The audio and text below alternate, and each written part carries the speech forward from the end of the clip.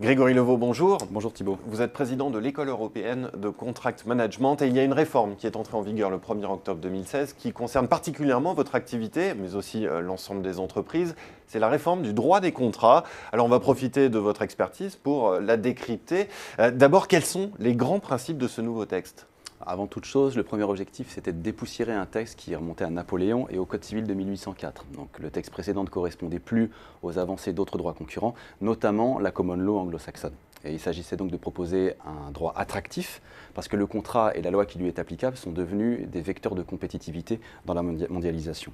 Donc en conséquence, le grand principe du nouveau texte, c'est de donner plus de liberté aux parties et leur proposer les meilleurs outils pour limiter au maximum les interventions externes. En ce sens, la réforme était assez attendue. D'ailleurs, ça fait plus de 10 ans qu'elle était en discussion. Qu'est-ce que ça implique pour les entreprises ? Est-ce qu'elles doivent reprendre tous les contrats en cours ? Non, la réforme est principalement à droit constant. Et de plus, elle ne concerne que les contrats signés à partir du 1er octobre. Alors, attention toutefois, en cas de renouvellement d'un contrat signé antérieurement ou lorsque des avenants majeurs sont finalisés, il est probable que le contrat initial soit contaminé par la nouvelle législation. Donc le gros du travail pour les entreprises va concerner les contrats standards ou les conditions générales d'achat et de vente.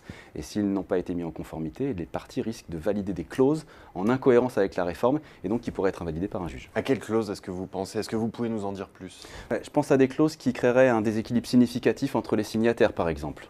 Le nouveau code dispose qu'en cas de contrat d'adhésion, c'est-à-dire un accord qui n'aurait pas fait l'objet d'une négociation mais qui aurait été imposé par une partie, une clause qui serait considérée comme abusive devrait être réputée non écrite, ce qui revient à dire qu'elle serait dépourvue de tout effet. Autrement dit, il n'y a pas tellement d'autre option que de maîtriser le texte et vite. Et c'est d'autant plus important que certains éléments pourraient avoir des répercussions négatives dans la relation commerciale. Là encore, répercussions négatives, vous pensez à quoi ? Cette réforme part d'une intention louable, comme je l'ai dit, mais on n'identifie pas forcément aujourd'hui les pièges à contourner et qui se révéleront au moment de l'exécution des contrats. Je vais prendre deux exemples parmi d'autres. D'abord, le texte prévoit, article 1223, qu'un client pourra accepter une livraison incomplète ou imparfaite de son fournisseur en imposant une baisse proportionnelle du prix. La notion de faute du débiteur ici n'est même pas requise et le contrôle du juge ne s'envisage qu'à posteriori. Et je crois connaître suffisamment bien la réalité d'un projet pour anticiper les comportements de certains acteurs économiques lors de la réception d'un livrable qu'il jugera imparfait. Oui, effectivement. Et le deuxième exemple ? L'exception d'une exécution par anticipation, voilà, ce sont les articles 1219 et 1220.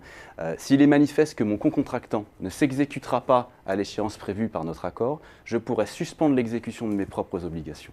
Donc les échanges de courriers recommandés sur cette thématique au cœur d'un cycle contractuel d'envergure promettent d'être assez volumineux. C'est la porte ouverte à une grande complexité. Il existe donc un vrai paradoxe dans cette réforme, puisque d'un côté, on veut donner plus de liberté, mais de l'autre, on multiplie les occasions de recourir à un juge. Dernière question, Grégory Levaux. En quoi cette réforme impacte-t-elle le rôle du contract manager que vous êtes ? Déjà, je voudrais souligner que le contract manager a de quoi déplorer ces quelques zones d'ombre, puisque son rôle est avant tout de gérer le cycle contractuel en limitant les situations de conflit, donc les passages devant le juge.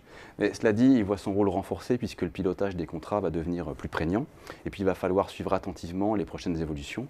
À court terme, on peut anticiper une augmentation du contentieux entre acheteurs et vendeurs, chacun étant tenté de tester sa nouvelle arme, puis la jurisprudence donnera progressivement les clés de l'équilibre, jusqu'à ce que la liberté s'accompagne d'une responsabilisation des acteurs économiques. Et puis cette évolution, c'est justement l'un des rôles du contract manager qui ne manquera donc pas de travail les prochaines années. Eh bien, merci Grégory Levaux et bon courage pour le travail qui vous attend ces prochaines années. Merci. Merci à vous Thibault.